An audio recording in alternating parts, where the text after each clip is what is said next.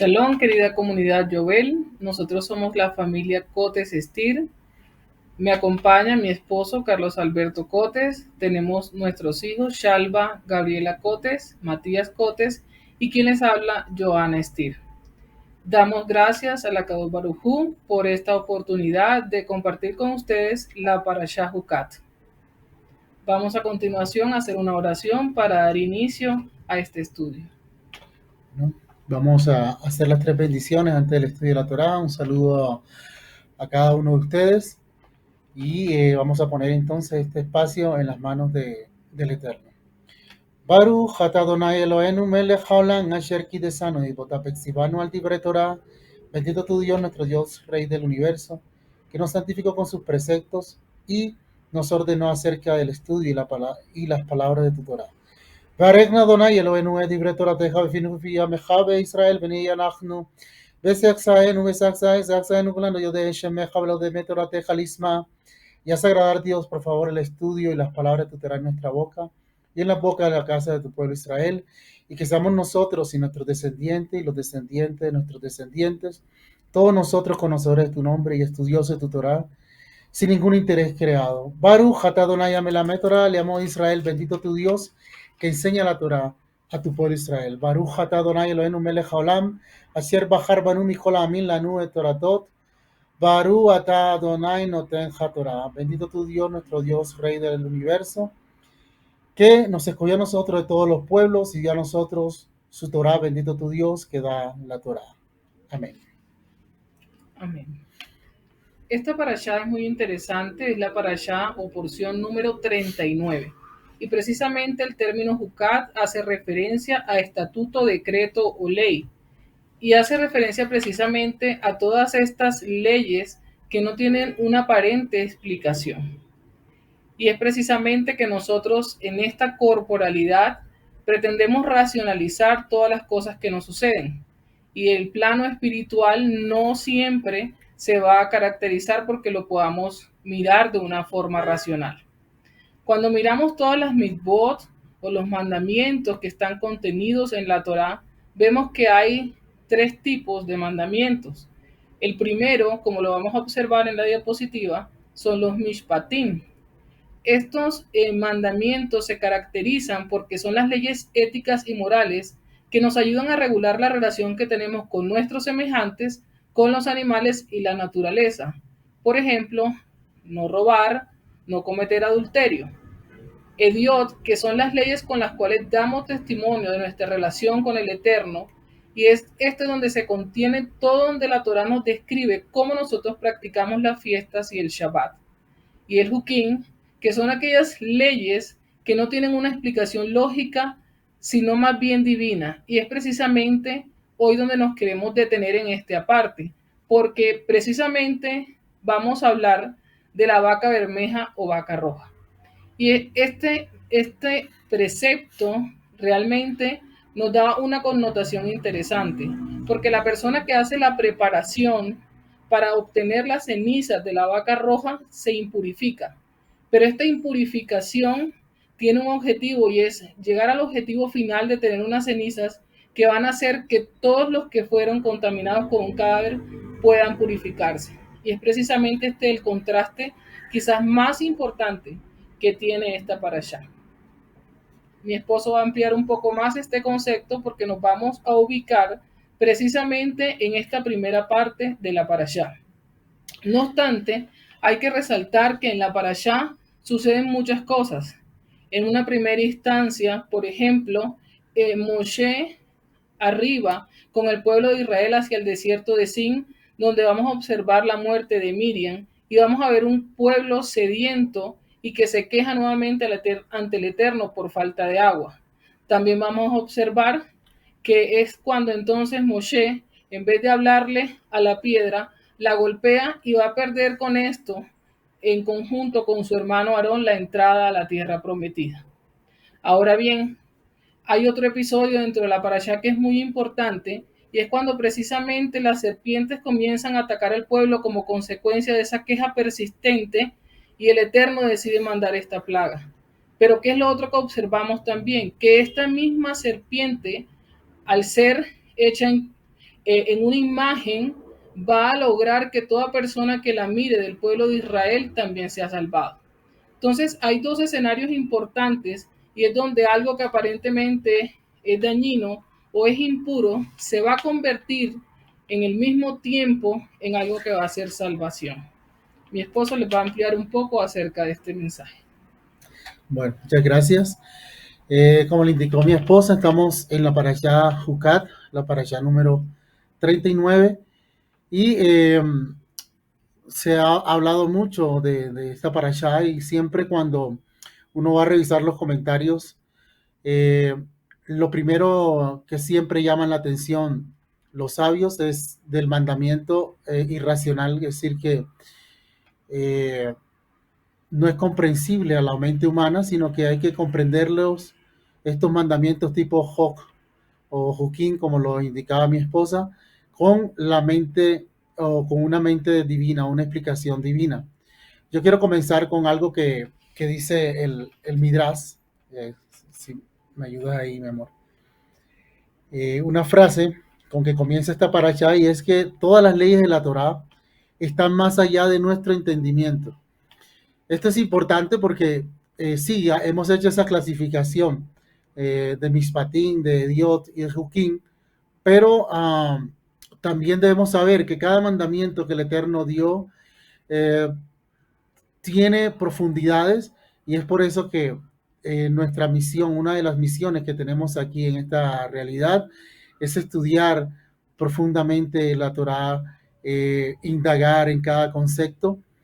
Y este mandamiento de la para Adumá, que es con que comienza esta para allá, eh, lo ilógico está en que purifica al que se le echa las cenizas y impurifica a aquel que eh, hizo el preparado o todo el que estuvo involucrado en la preparación de estas cenizas. Entonces no se explica. Sin embargo, es sabido que en la interpretación judío-mesiánica sabemos que esa vaca roja representa al Mashiach. Eh, Esa ha sido la interpretación que se le ha dado, ya que el Mesías o el Mashiach en hebreo es aquel agente que puede purificarnos realmente. Sin embargo, nosotros podemos encontrar en un libro llamado, por ejemplo, Los secretos de el Zohar del maestro Goslam, podemos encontrar un concepto muy interesante. Se dice que Moshe no pudo descifrar el mandamiento o qué significaba el mandamiento. Sin embargo, ahí en el Zohar se dice que cuando él murió, estuvo en las academias celestes, tal como seguramente hemos leído en las cartas paulinas, cuando Shaul le está hablando y dice que conoce un hombre que hace 13 o 14 años fue llevado al tercer cielo, si nosotros decimos al Gan Edén, y allá fue instruido en un conocimiento que no es de este mundo. Entonces, asimismo, Moshe está en las academias celestes y entonces recibe una eh, instrucción, una clase de qué es la paraduma, de qué es esa vaca roja. Y se lo transmite a Rabbi Shimon Bar Yochai. Y lo que le transmite es que esa vaca roja representa al Sadik. Y la razón por la que representa al Sadik es que eh, no tenía que llevar esa vaca ningún yugo puesto sobre sí. Entonces dice, el sadik es aquel que no tiene sobre sí pecado. Esa interpretación en esa parte del yugo como pecado. Entonces sabemos que el mayor sadik que ha existido en el mundo se llama Yehoshua, Ben Yosef o hijo de José, en el cual nunca hubo yugo porque nunca tuvo pecado. Entonces confirmamos esta interpretación de que la paradumá es un símbolo especialísimo y es un símbolo real del de Sadik, en este caso del mayor Sadik que ha existido en esta realidad, llamado Yehoshua o Yeshua, como se conoce normalmente. Entonces, en esta parashá, estas cenizas, y también se va a hablar sobre la impurificación que tiene una persona al tener contacto con un cadáver. A la impurificación le llamamos un estado de tuma y a la persona que está pura le llamamos Taor, o también se llama Tara. Como podemos observar en la diapositiva, he traído esta definición porque siempre nos movemos en ese concepto de puro e impuro. Entonces, he querido definir, basándome en algunas interpretaciones de algunos maestros, la tumá, que siempre conocemos como eh, impuro, que se traduce así, como ausencia de la Shejinah. Shejinah es la presencia divina y también, o sea, crea una desconexión en nuestra vida con la divinidad. Y Tahara, que es la pureza, como una conexión con la divinidad. Entonces, dentro de esos conceptos, podemos entonces nosotros empezar a mirar cuál es el trabajo que el Mesías ha venido a hacer en nosotros como ese agente purificador de nuestras almas, ya que en esta parasha encontramos la palabra nefesh.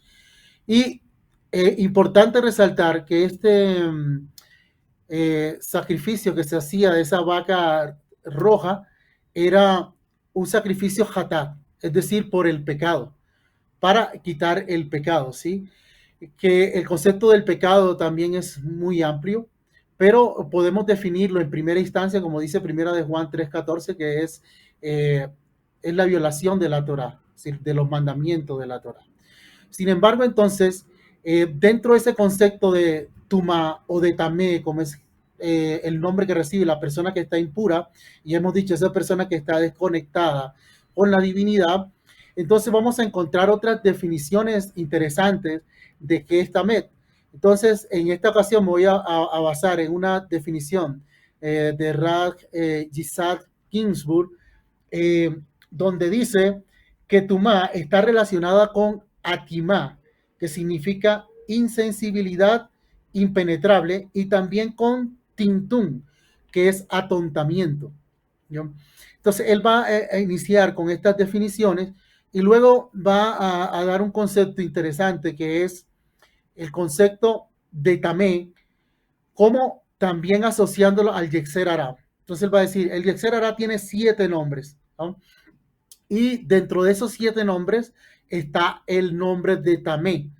Dice que este nombre se lo dio Melech David, y porque Melech David tuvo contacto con, este grado de Yetzer Hara llamado Tamé, porque recuerden que es el alejamiento, ¿sí? La desconexión con la divinidad. Entonces le llamó también al Yetzer Hara Tamé. Sin embargo, él sigue diciendo en este artículo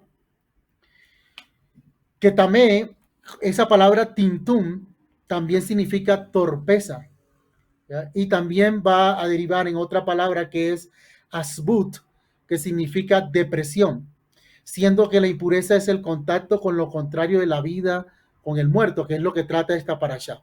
Entonces, la persona quedaba en estado de tamé porque al tener un alma divina dentro, ¿sí? Al esa alma abandonarlo, y este concepto es interesante porque entonces podemos a partir de aquí derivar el concepto de muerte que siempre hemos tenido, que es el abandono del alma, del cuerpo. Entonces, el alma que era divina, al abandonar el cuerpo, creaba un vacío dentro de esa persona y quedaba en estado de tamé, es decir, no había divinidad ahí. Entonces también podemos definir tamé como ese vacío que se crea en la persona porque no tiene divinidad adentro.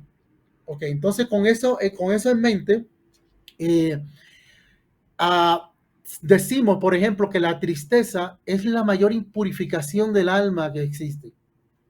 Cada vez que yo tengo una tristeza en mí, estoy creando un estado de tumá dentro de mí. Es decir, estoy creando un vacío y estoy renunciando a la divinidad, ya que muchos sabios han dicho que la tristeza aleja la Shekinah. Y podemos ver el ejemplo de Jacob, cuando Joseph se pierde, él quedó en un estado de tristeza profundo. Y ese estado de tristeza hizo que la Shekinah, la presencia divina, o podemos decir también el Ruach HaKodesh, el Espíritu Santo, lo abandonara. Y con ese abandono se fue la profecía.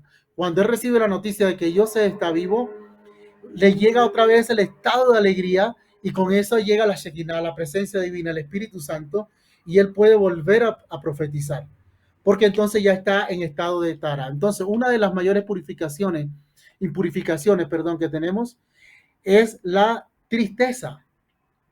Por eso también vamos a mirar que dice, el que está triste, haga oración. Y ahorita más adelante vamos a ver la conexión que tiene esta parasha con la tefilá.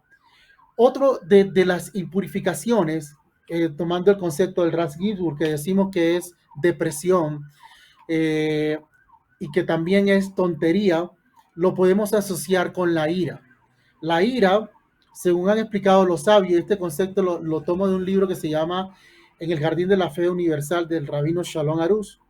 Este concepto dice que la ira es una de las peores impurificaciones también que tenemos, porque cuando nosotros tenemos ira, sea justificada o no sea justificada, lo que sucede es que el alma divina que yo tengo abandona mi cuerpo y en su lugar viene un espíritu impuro a reemplazar ese o a llenar ese vacío más bien que dejó el abandono de mi alma. Sea cual sea la manifestación de la ira, sea justificada o no, entonces sucede un abandono del alma, es decir, es como si muriéramos. Es el concepto que trae esta parashá del cadáver de la persona que muere y purifica a otros al tocarlo. Nosotros no tenemos entonces muchas veces conciencia espiritual de qué es lo que está sucediendo con acciones. Y en este tiempo muchos han experimentado la ira y entonces hay que luchar mucho porque cuando el alma abandona el cuerpo a causa de la ira, en este mismo libro que cité ahorita de Rabino Shalom Arush, va a tener un título que dice, podemos entonces entender varios enigmas de nuestra vida. Voy a leer textualmente lo que él dice sobre la persona que tiene ira. Dice, un hombre no puede encontrar pareja porque al irarse causó la pérdida de la pareja que le estaba destinada. Es decir, ¿cómo se maneja el concepto de las almas gemelas? Esa persona a la cual le abandona el alma, ya no va a tener afinidad con su alma gemela y no van a poder juntarse. Esa es una de las causas por las cuales muchas personas pueden pensar que están mal casadas, pero de pronto hubo un episodio de ira que hizo que el alma se retirara. El otro concepto es, también puede ser causa de divorcio, ya que la ira le hizo perder el alma y su mujer perdió toda afinidad con él. Si los hombres que son muy iracundos pueden tener esta problemática en su vida del divorcio, porque al abandonar el alma, su mujer entonces no va a sentir ninguna afinidad, porque ya lo que está dentro de esa persona es un espíritu del lado del mal. Otra cosa que él dice es que también causa locura, ya que al perder el alma quedó vacío y un mal espíritu llenó ese vacío y lo aterroriza y lo tortura con terribles sufrimientos espirituales. Entonces también la ira puede ser causa de locura. También genera todo tipo de enfermedades sin que le encuentren algún remedio y se debe a que el alma santa K2 que tenía desaparece y un espíritu ocupa el sitio. Es decir, es la misma tesis que él sigue manejando. También tiene que ver esto con el sustento. La persona que tiene mucha ira pierde el sustento porque el alma que tenía se le asigna un grado de sustento, se le asignan unos bienes, pero al perder el alma, esos bienes y ese sustento se va con esa alma y entonces pierde todo. A veces las personas no encuentran por qué su estado económico está como está, por qué se le han caído los negocios, por qué han fallado y no han tenido éxito financiero y se puede deber a la ira. Y por último también dice que el hombre que, o la persona que experimenta ira, el alma de un hombre que se enoja, se debilita y entonces vienen miedos, ansiedades, tristezas y esto lo va a hostigar constantemente, lo que llamamos las enfermedades del alma. Entonces, esta impurificación, que es esa desconexión, en realidad entonces cada eh, incumplimiento o cada pecado que tenemos, lo que crea es una desconexión. Y entonces esta paradigma, el Mashiach, puede y tiene la capacidad de volvernos a conectar, de volvernos taor, de volvernos puros otra vez ante Hashem. Voy a terminar mi intervención con lo siguiente para darle paso a mi esposa. Esta parashá, como podemos observar en la diapositiva que se va a presentar a continuación, comienza con la expresión Sohukah a Torah. Así comienza. Y entonces, si nosotros tomamos las dos primeras palabras, estamos en número 19.2, Sohukat, tiene un valor numérico de 916. Y ese mismo valor numérico es el valor numérico de Tefilot, que se traduce como oraciones o plegarias. La oración es una de las herramientas más importantes que el Eterno nos ha dado para nosotros poder conectarnos con Él. Mucha gente busca ayudas en otra fuente y no está mal. Pero lo que debemos saber es que nuestra primera y nuestro primer destinatario debe ser Hashem. ¿Ya? Y entonces este Sohukat, este es el estatuto, ¿sí? HaTorah, de la ley, nos está remitiendo a la tefilot, a las oraciones. La persona que no ora, dice el mismo Rabino Shalom Aruz, es como si estuviera sin Hashem. Es como si viviera sin Dios, es decir, una desconexión en estado de Tumá permanentemente. Una de las cosas importantes que aprendemos es que la mayoría de las personas a veces no pueden orar y cuando hablamos de tefilot, oraciones, hablamos de muchas oraciones. Si yo quiero cumplir los mandamientos del Eterno, debo orar para poder cumplirlos. Entonces, primero, si yo no puedo orar y hacer largas oraciones porque el trabajo de rectificación de nosotros de toda la vida, debo pedirle al Eterno que me dé el don de la plegaria, ya que la plegaria, el poder orar, es un regalo.